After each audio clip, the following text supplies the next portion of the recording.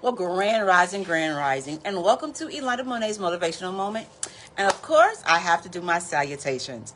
Obaragani. Assalamu alaikum. Ikaro.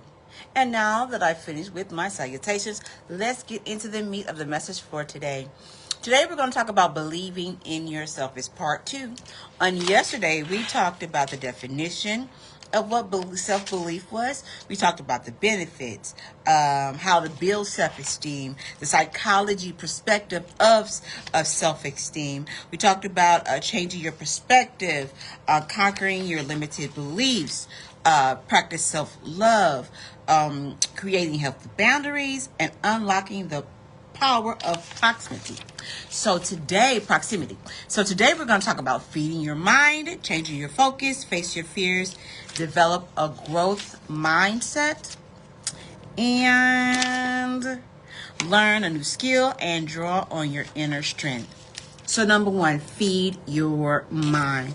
The law of attraction isn't just for about who is associated with, but it's also about how you feed your mind. What can you read and watch on a daily basis? Make a point to seek out advice from others who have achieved your goals, even if they are not your mentors or coach. Watch documentaries about people who are doing the same things you want to do. Read inspirational quotes and write down your favorite. Learn about new topics that will help you reach your goals, like finances, or that will help you face your fears, like how to be confident and to deliver a presentation. You'll condition your mind to believe in yourself, because it will know what you have, the skills you have, and what you need to succeed. Feeding your mind is almost like going back to school. Every day is a learning process. That's how you gain knowledge. That's how you become an expert at whatever you're doing, because you are constantly gaining knowledge. You are constantly obtaining new things, or new things to try, new things to see, new things to do. So with the feeding the mind, that's an everyday thing, everyday growth, which is very important. If you're not growing, then you're stagnant. If you're stagnant, you're dying. If you're dying, you're dead. So you have to make sure that you're constantly growing. You're constantly trying to find new, inventive ways to do whatever you're doing. It's a saying that I think smarter, not harder, or I work smarter, not harder. So being in that realm, you're going to have to make sure that whatever you do, it is going to make you go to the next level, or make you be seen by other people who are at the level that you're trying to go. Okay, next is change your focus. Sometimes you don't need to seek support from outside sources in order to believe in yourself. If you're feeling discouraged, sometimes all you need to do is to shift your focus. Instead of focusing on your failures or your weaknesses, remember moments in your past in which you were successful at that similar task, or in which your strength shone through. Reflect on obstacles you face and overcome with grace and courage. Focus on the things that you have to be grateful for instead of what you don't have. Be focused on the positive. You can change your mindset from one of negativity to one of abundance. Change your focus. Whatever you focus on, your mind will bring back to remembrance. So if you're constantly telling yourself, this will never work. When I tried this 5 years ago, it didn't work. And you're right, it won't. Because the mind has to correlate with what you are saying. So if you're saying that it won't work, then your mind will find ways to make sure that it doesn't work. But if you say that I have found a new way to do thus, and so, then the mind will find ways to accomplish that goal in which you have set before you. The next one is face your fears. It's human nature to experience fear and anxiety. But when you believe in yourself, you realize that those emotions are there to encourage you and not to distract you or hold you back. You're able to take a deep breath and control your emotions. Then shift your focus and turn your fears into action. Face your fears by creating goals that are connected to your overall purpose in life. Setting and achieving goals that help you overcome your fears will give you a sense of accomplishment. Your goals don't have to be big. Take small steps that add up to big results. And that will improve your confidence and boost your ability to have faith in yourself. The next is to develop a growth mindset. If you're struggling with developing self-belief, it is likely you focus on mistakes that you've made in the past. The Association of Psychiatric Sciences studies brain activities to observe what happens when someone makes a mistake. Researchers observed one reaction when participants realize that they've made a mistake, and the second when they went to fix the mistake that they have made. After they asked the participants what they learned from their errors, here were some knowledge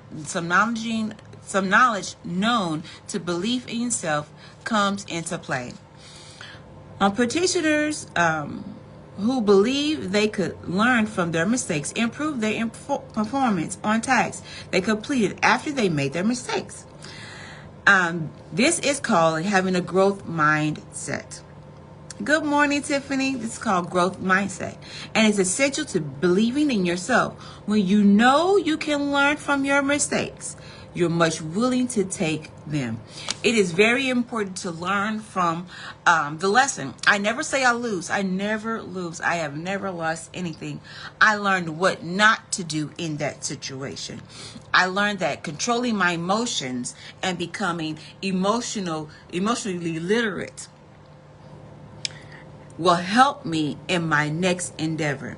I can't let people take me out of my box. I can't let anyone control my emotions. I can't let people rent space in my mind for free.